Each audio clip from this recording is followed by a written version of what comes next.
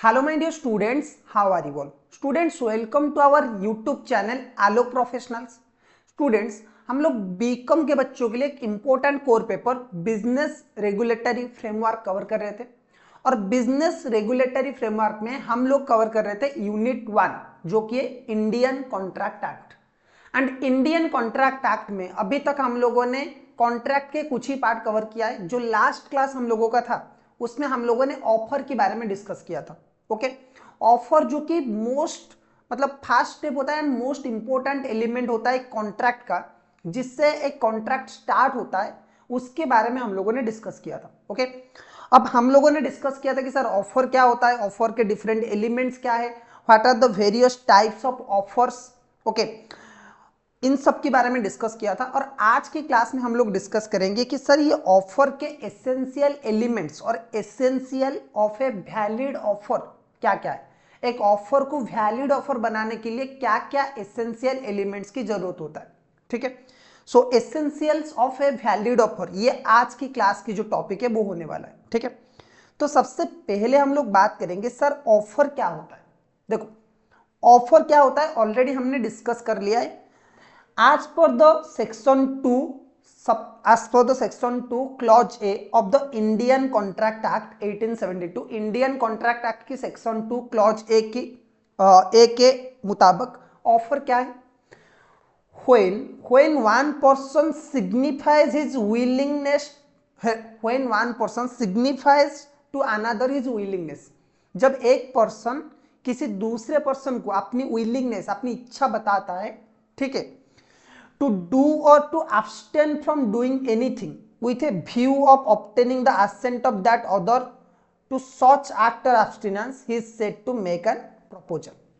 Offer और proposal का मतलब क्या है? As per section 2 clause A ये बताता है कि अगर कोई पर्सन किसी दूसरे पर्सन को अपनी विलिंगनेस शेयर करता है टू डू और to abstain from doing anything with an object of getting the assent of that person to do such act or abstinence, तो ऐसा बोला जाएगा कि अगर कोई पर्सन है, अगर किसी और पर्सन को अपनी कोई बात बताता है, कोई दिल की बात, कोई इच्छा बताता है कि भाई कोई काम करना है या फिर किसी काम से दूर रहना है, और विथ इंटेंशन बताता है कि सामने वाला पार्टी अपना जो मत है, अपनी जो इच्छा है वो बताए खुल के, अपनी जो असेंट है, अपनी जो एग्रीमेंट, अपनी जो एग्री है, ओके, वो शेयर करे।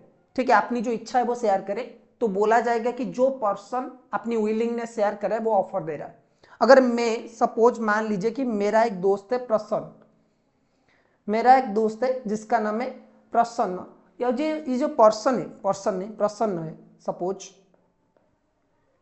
अब मेरा दोस्त का नाम है प्रसन्न और इसको मैं बता रहा हूं कि भाई मैं अपना जो लैपटॉप है वो बेचना चाहता हूं, क्या तुम्हें खरीदना है? ठीक है, मैं उसे ऑफर दे रहा हूं कि मैं अपना लैपटॉप 50,000 में सेल करना चाहता हूं, क्या तुम्हें खरीदना है?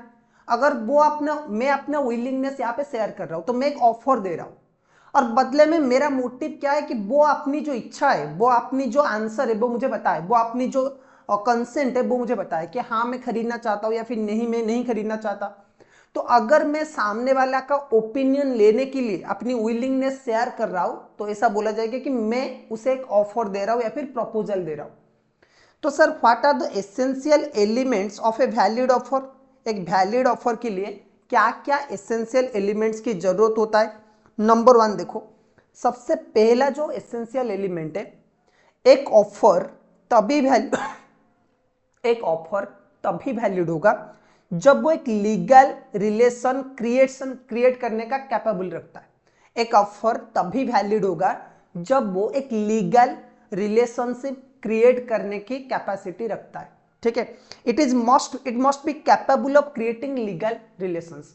सो ऑफर का जो essential of a valid offer, उसका पहला पॉइंट है it must be capable of creating legal relations. देखो, offer must be such as in law is capable of being accepted and giving rise to a legal relationship.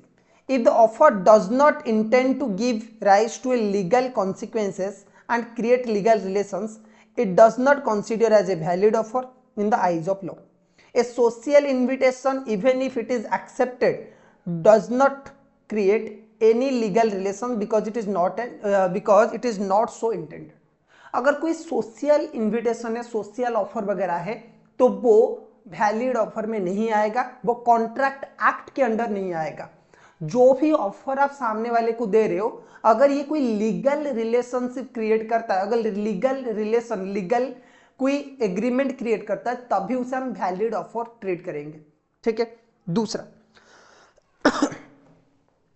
It must be certain, definite and not वेग। देखो, पहला चीज होना चाहिए कि भाई ये सर्टेन होना चाहिए, डेफिनेट होना चाहिए एंड नॉट वेग्यू होना चाहिए। ठीक है। तो सर दूसरा जो कंडीशन है वो है it must be certain, definite and not vague. Not vague का मतलब क्या है? नॉट क्लियर और not defined. Okay.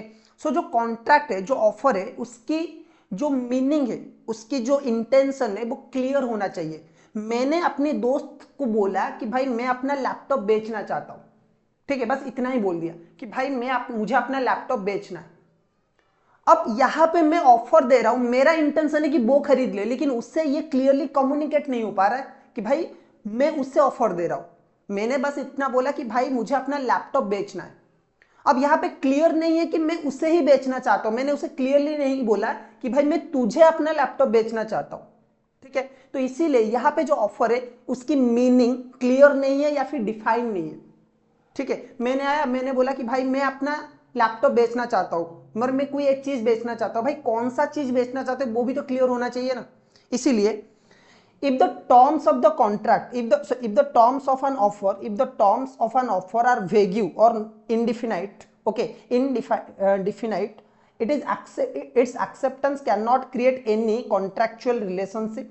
Thus, where a offer to sell b 100 quintals of oil, there is nothing whatever to show what kind of oil was intended. The offer is not capable of being accepted for want of certainty.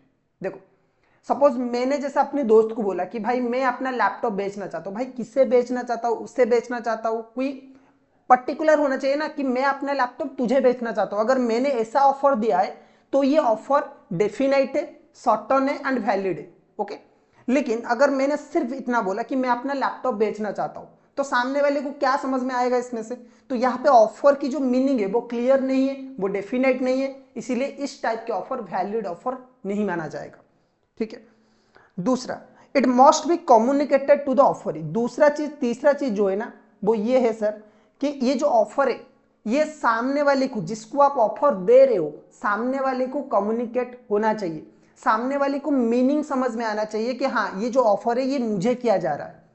आपने offer दिया जिस offer को, उसे अगर समझ में नहीं आ रहा है, उसे अगर ये लग रहा है कि ये ऑफर मेरे लिए नहीं है, तो ये भी एक वैलिड ऑफर नहीं होगा।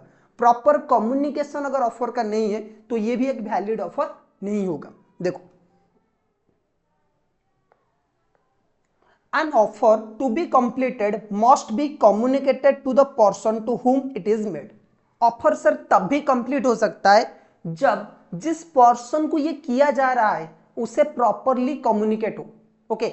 जिस पर्सन को आप ऑफर कर रहे हो, अगर उस पर्सन को क्लियरली समझ में आ रहा है कि आप उसे ही ऑफर कर रहे हो, तो वो एक कंप्लीट ऑफर माना जाएगा। Okay. Otherwise there can be no acceptance of it unless an offer is communicated. There can be no acceptance by it. An acceptance of an offer in ignorance of the offer is not acceptance and does not confer any right of the acceptor.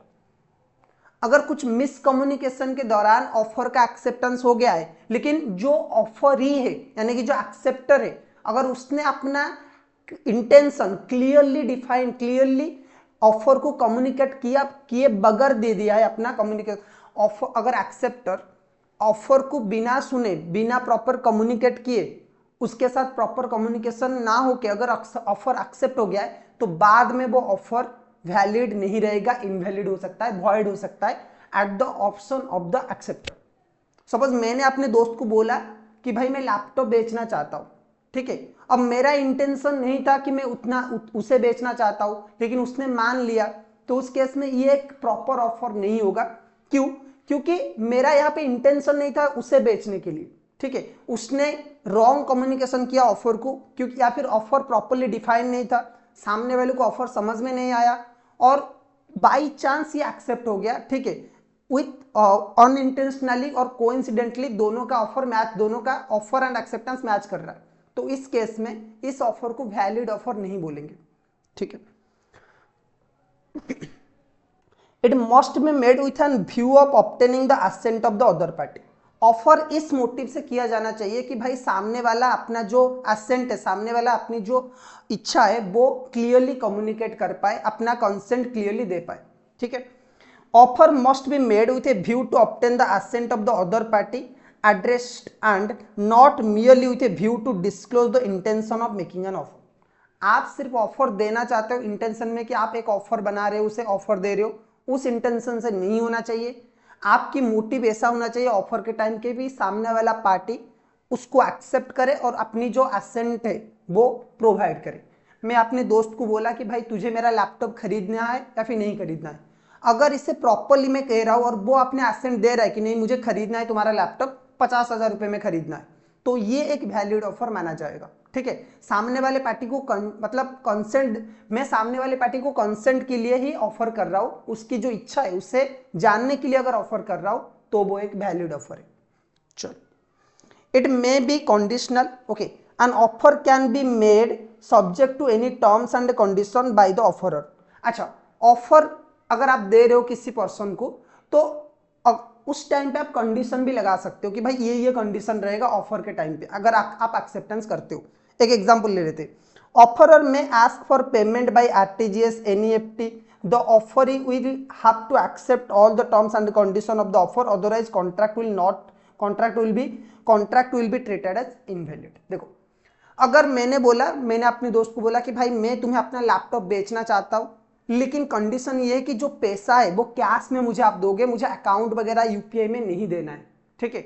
अगर वो मान जाता है कि नहीं हाँ मैं भी कैश में तुम्हें पेमेंट करूंगा, तभी इसे एक वैलिड ऑफर हम लोग ट्रीट करेंगे और वैलिड कॉन्ट्रैक्ट बनेगा। लेकिन अगर सामने वाला एक्सेप्ट नहीं करता है मेरा जो कंडीशन वगैरह है, ठीक है, तो उस केस में कॉन्ट्रैक्ट जो है वो इनवैलिड बन जाएगा, ठीक है। चलो, offer should not contain a term of non-compliance of which would amount to acceptance, okay। अच्छा, क्या है, one cannot say that if acceptance is not communicated by a certain time the offer would be considered as accepted।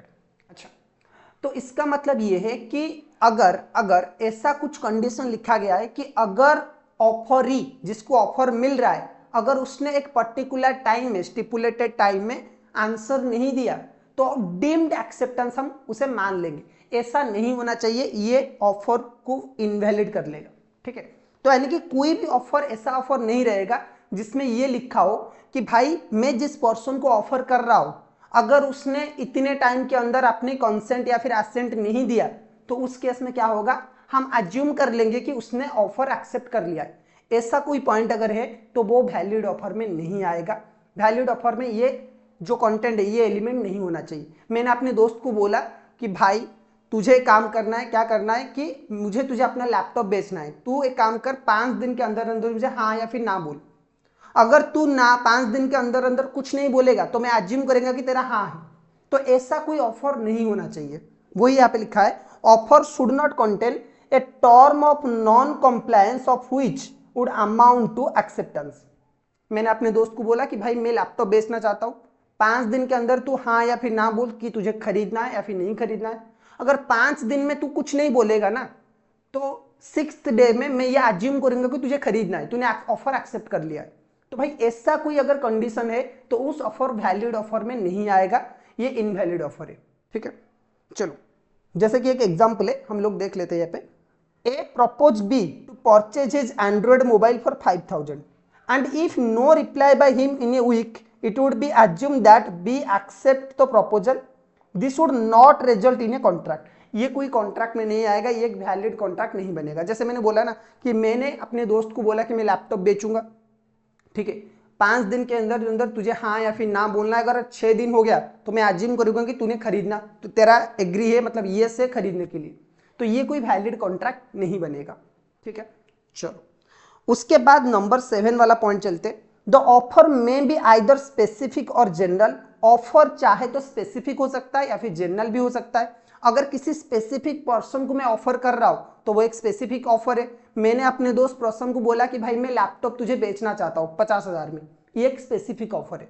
लेकिन मैंने क्या किया, OLX में एक add डाल दिया कि मेरे पास एक मैकबुक है, मैं उसे 50,000 में बेचना चाहता हूं। तो जो लोग भी OLX यूज करते हैं, जो लोग भी OLX यूज करते हैं, उनमें से कोई भी वो ऑफर एक्सेप्ट कर सकता है अगर उसे प्राइस सुइटेबल लगता है। तो अगर मैं OLX में डाल रहा हूं तो वो एक जनरल ऑफर है। ओके, पब्लिक, जनरल पब्लिक को एट ए लार्ज पब्लिक को मैं एड्रेस कर रहा हूं तो उस केस में वो एक जनरल ऑफर है।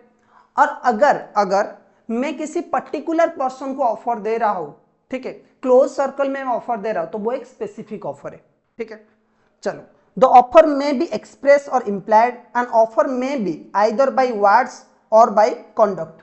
ऑफर बाय वर्ड हो सकता है, रिटन हो सकता है, इंप्लाइड हो सकता है, ठीक है, और एक्सप्रेस भी हो सकता है।